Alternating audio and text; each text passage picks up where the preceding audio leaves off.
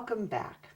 And now that our button band is done, let's talk a little bit about the buttons that we're going to put on it. We need 2 or 3, maybe even just one of them for this sweater. And we're going to consider 4 properties as we look at these buttons: the size, the shape, the color, and the style of the hole or holes in the button, which for me is the most interesting.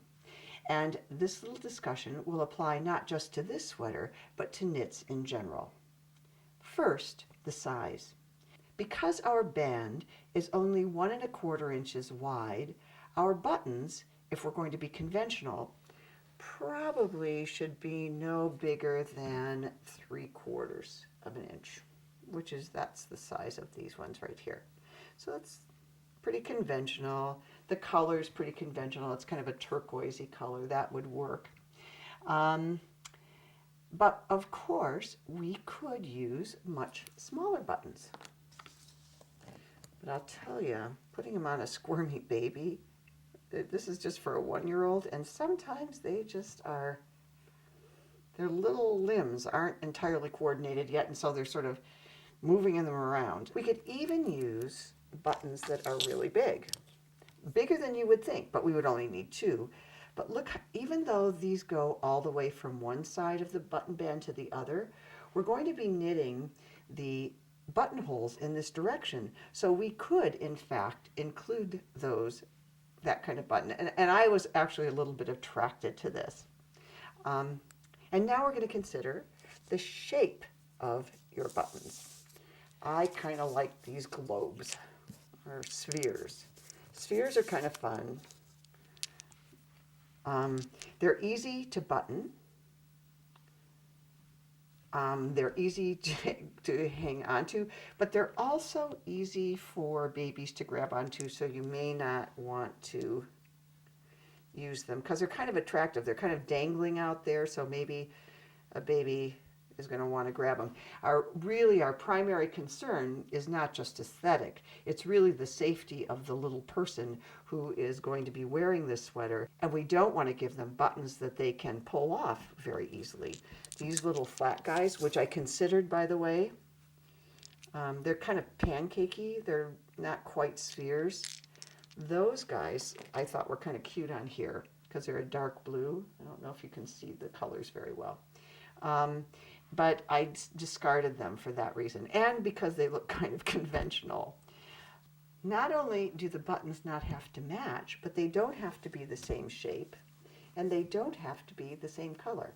I am rather fond of doing different, for children's sweaters especially, but I've even done it for adult sweaters, of choosing mismatched buttons just because I think it's fun. In fact, it can elevate a simple plain sweater like this into something much more interesting. The next thing we're going to consider is color. Now, the only thing I have to say about color is don't be afraid to have fun with it. And there is no heavenly commandment that says they have to be the same color as your sweater. See, I put a few little ones out here. There we go. They're kind of cute. I mean, you could make them any color that you wanted. And the babies actually will probably be more enchanted than they would otherwise be. The 4th property we're going to look at is the style of hole. And it's the one I want to look at most closely. Buttons with different styles of holes need to be sewn on differently. And we need to remember that we're dealing with a thick knitted fabric here. And this one is in worsted weight, which makes it actually pretty thick. So let me bring this out so you can see things a little more carefully. Buttons that have shanks are particularly good for knits because they lift the button high enough so that the thick fabric of a buttonhole band can fit between this top part of the button and this button band where it's sewn down. Now, not all shanks are built the same. This is a great huge button and much too large for this particular sweater, but I just wanted to show you this style. And when you look at the side, you see that it does give you enough space to squeeze that fabric between where it's sewn on and where the button starts itself. So this would be an appropriate one for knits. Sometimes the shanks are glued on, which this is a cute little agate button. This is a little ceramic button, which I think is adorable. And the lady who made them made a little ceramic shank on there. Oh, here's one. This one's a very unusual button. It is carved horn. It's from Austria, and I have quite a set of them. They are quite large. They're over an inch wide, but look at this hole in the bottom. The button bottom is almost flat. So you'd have to make a shank to attach this, and I'm not sure that that would be very attractive. I almost think that these buttons are intended to be surface buttons and not used in a functional way, just to be decorative. Sometimes if you have a double-breasted jacket or something, you can use these. But look, there's just no space to fit any fabric between the button itself and where it's going to be sewn on. And here are some common flat buttons with 2 holes or 4. Again, if they're sewn on flat, there won't be much space for your buttonhole band to fit between the button and the fabric that it's sewn onto. But that doesn't need to stop you from choosing a flat button. You just need to make a thread shank for it, and I'll show you how to do that later. Here are the buttons that I've chosen for this sweater. It's going to go to a little guy who turns 1 next month and whose mama is a captain educator, as in a captain of big schooners, tall ships, and they have their own family-sized sailboat. This is definitely a maritime family, and these buttons are perfect for him. So first of all, I'm going to position them so that they're evenly spaced on the button band. Notice that I haven't sewn down this edge yet, and there's a reason for that that you'll see later. It'll make sense to you. You want the top button pretty close to up here because you want it to hold that placket closed. And because I'm going to pick up, you're going to pick up the collar in this stitch up here. You have to leave a little bit of space. So I kind of like this ditch. I'm going to sew that one into that little, by ditch, I mean purl from this side. That little button's going to go in there. And then you put the bottom button, and I will center it. This one, again, I'm going to sew this down in the back, so you don't want to put the button right at the bottom. You want to move it up a little bit, and I'm going to put it in this little ditch right there. And sometimes I put pins in here, or if I have a really long cardigan band, I mark these places with a contrasting color piece of yarn or a little piece of embroidery floss, so that when I come back, I'll know where they are. Once I've placed the second one, I find that I have 1, 2, 3, 4, 5 little purl ditches or little purl indentations, and so I'm going to put this one, 1, 2, into the third one. Notice I didn't measure, I simply counted my stitches. Now that I've chosen my buttons and I know where they're going to go, I'm going to sew them on, probably with some embroidery floss because it's fast and it has 6 strands and it's strong. You can, of course, use regular thread and a sewing needle. And I even had this weird idea that you could use zip ties, a little zip tie. This is for mothers of sons who run around in the woods and in pastures and have been known to get caught on all manner of things and lose their buttons. But I wonder if this is just a regular zip tie that I had at home, and I wouldn't do it for this sweater, but I wonder if they have them for that purpose nowadays. Anyway, for now, you go ahead, choose your buttons, arrange them on your button band, mark the points where you'll sew them down, making sure that they're centered and evenly spaced, or if you can just remember, like I am going to do, you don't have to mark them, and sew the buttons on and make sure that you do a good stout job of it. I can't emphasize this as much. You don't want your baby buddy to be able to pull them off.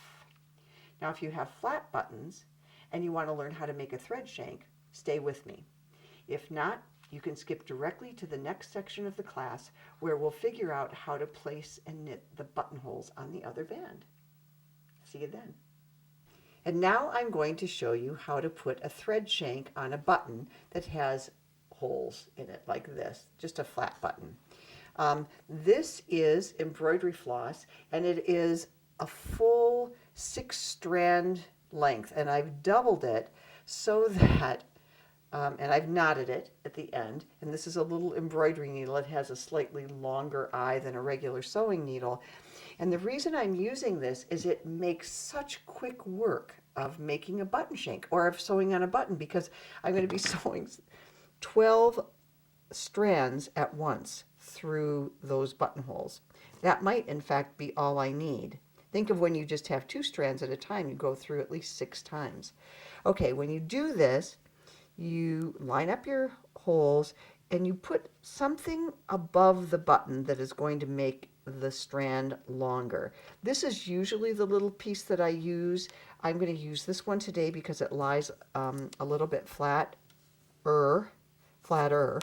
And let's say my button goes in here.